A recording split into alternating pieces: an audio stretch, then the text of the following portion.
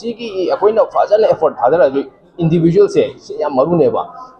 masana u mana gyan ta or hadi phane ta jo kolo jo for example kano haije ba akoina signam theleba sida mafum ni jang bia de akoi no parking ana park to ya de park to sulamani jang ba ya no jang kani adagi one way da dum thujil lakani si tawdam na ti tawri ne ba phari ni kholi ni mi tawri ni sida dum pha bu jawi fine ka bu jawi si ma maya mama leibusina akoi aina haijab do sida akoi gi individual akoi yan tabun dakar tai akoi SSYT oina jo koi pulap collective effort akoi pira koi yan tamina bom dakar tai government khaptana tawraga yagadong nati means individual masa masa na gyan ta da sidi upai le loan gi di taseng na have sidi ayamba koi gi loan pi ba sidi koi gi kanoni ayamba private bank na pi sidi government gi kanoni sidi mi amna loan logi ha the man eligible already compulsion pirakani sidi akoi na khut jan bi yaroi ba loan logi have the gari mi na legi have the pi no have the yaroi sidi aduna sidi adum compulsory adum pirakani aduna adum gari masing hengal pula adu ai mayam dai si kanoma awareness dum bijage यार के कोई public transport से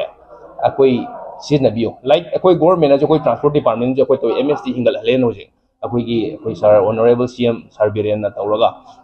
सी करिगिनो have the as much as possible कोई लंबी the phrase आइंगा साइजब दो बस हमने तोंग नि मियां kai humbu en tong yar toini miyan kai humbu do masam chan chaladi gari thorok toin loinma adu traffic jam oidana ba traffic accident handana ba chung mayam che measures mayam che lokhat lakbo oina koi gi sing ba state ki koi MSC gum hingal lanna na tawrisia si government gi si ju full effort hadaraga moi ju khallaga tawrokpa keno atani si program atani usi ju हाइरिबा consultative meeting सी पांगथोकपा मतमदा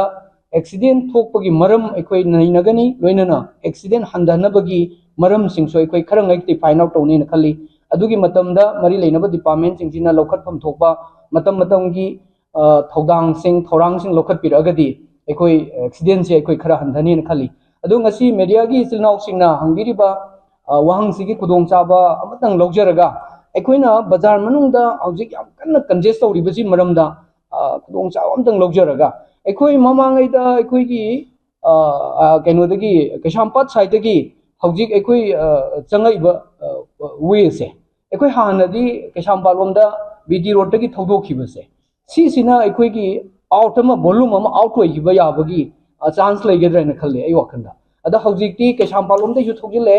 any side side सिदगी बाजार मनुंग सिदा लोइनमक input ओइसिलकपसिन मरम ओइरगा अखोइगी बाजार मनुंग याम हेना congest होनबर खले